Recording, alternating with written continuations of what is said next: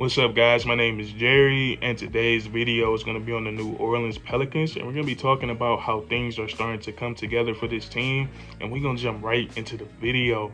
Now, the Pelicans have a lot of great things going for them right now.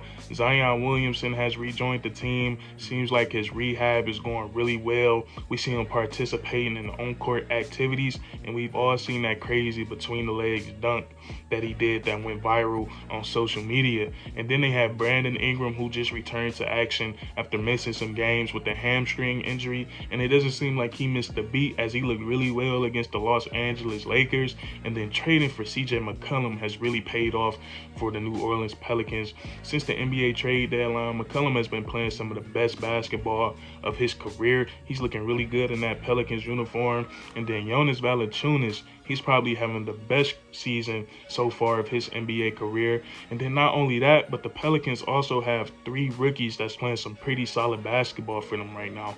And you could say that the future is bright for the New Orleans Pelicans, and it could get even brighter. And the first thing I want to say is that nothing is guaranteed, but all this is very possible. And we're going to talk about the perfect draft scenario for the New Orleans Pelicans. So as you guys know, the New Orleans Pelicans are owed a top 10 draft pick from the Los Angeles Lakers, and that could be very possible this season. With their win against the Lakers on Sunday, they put the Pelicans in the 9th spot, and I would say that the reason that is really possible for the Pelicans to get that pick this season is because the state that the Lakers are in right now is really terrible, and there's multiple factors for that.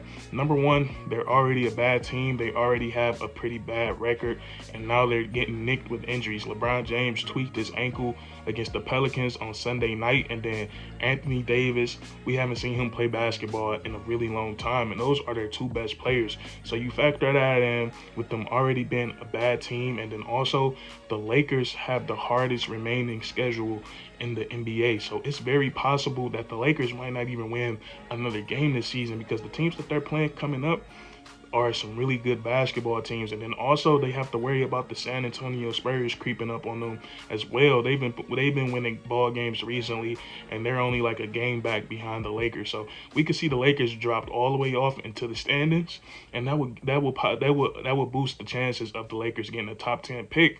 But also Pelicans fans, some of the fans forget that they could also get another lottery pick, another lottery pick in this upcoming draft.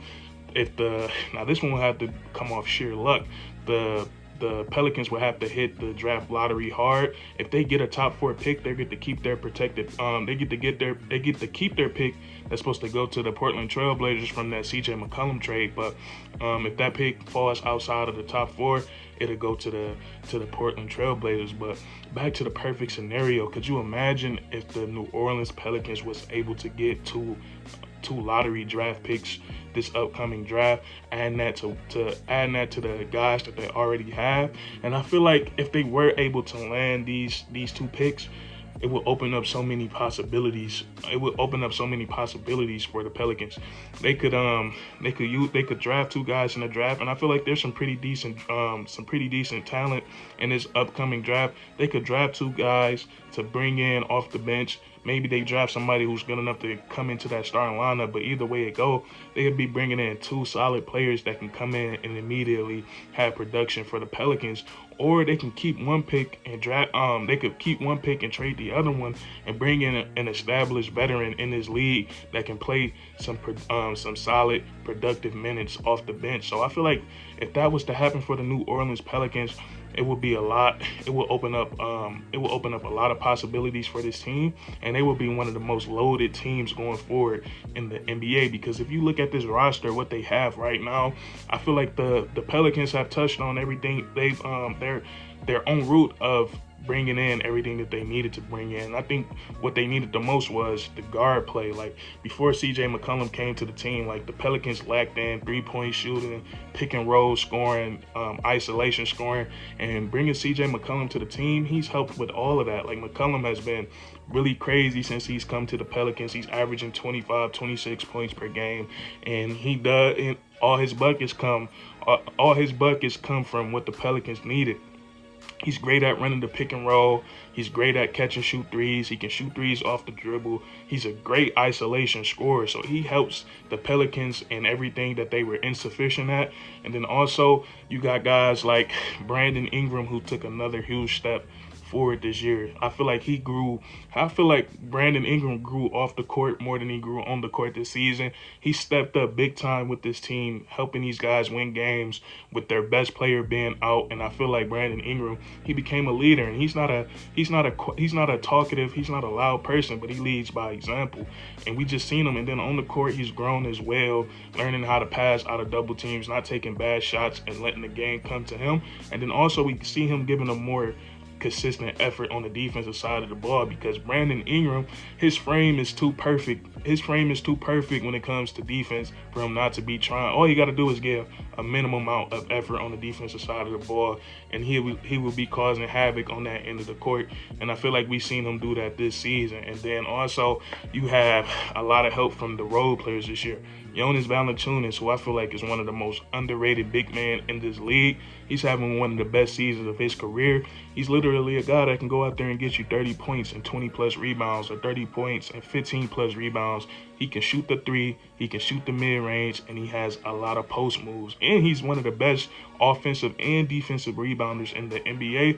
And then you got Herb Jones, Jose Alvarado, those two guys. Jose Alvarado just got, I think it was a 4-year deal for $6 million, and that's really big time for him. He was an undrafted. He's a smaller player in this league, and he's really proved himself for the Pelicans this season. And then Herb Jones, we know how versatile he is, one of the best defenders already in the NBA. He does a great job. He's locked up a lot of good players this season. He's played some great defense on guys like Paul George, Luka Doncic, D Book, and Herb Jones. He's going to be that guy on the defensive side of the ball. And then also he's very versatile on offense. He can shoot the three, he can cut, and he's just a very solid player. And he's probably one of the biggest draft steals in NBA history, because no way he should have got drafted in the second round. So you factor all that in. I haven't even talked about guys like Larry Nance and Jackson Hayes. Like, these are all decent basketball players, and Jackson Hayes is a guy that's filled with potential. He has the opportunity to be a very pivotal player in the NBA. I feel like he just got to get focused and keep his head on straight. So I'm just looking at the Pelicans. Like, I feel like they have a real strong chance of getting that pick from the Lakers, because the Lakers don't look too good to me. I think the Lakers are about to fall off hard, especially with LeBron being hurt. I don't know if he's going to be as aggressive as the Lakers need him to be. And then Anthony Davis, he's still no real timetable for when he returns.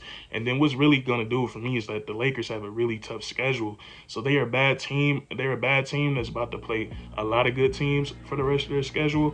I think they're going to drop off hard to the standings, and I think the New Orleans Pelicans are at least going to get that top 10 pick from the Lakers this season. But like I said, none of this is guaranteed, but it's all possible.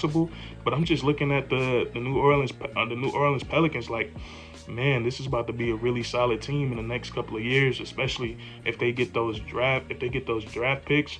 All it's going to take is a little bit of luck, especially for that top 4 pick.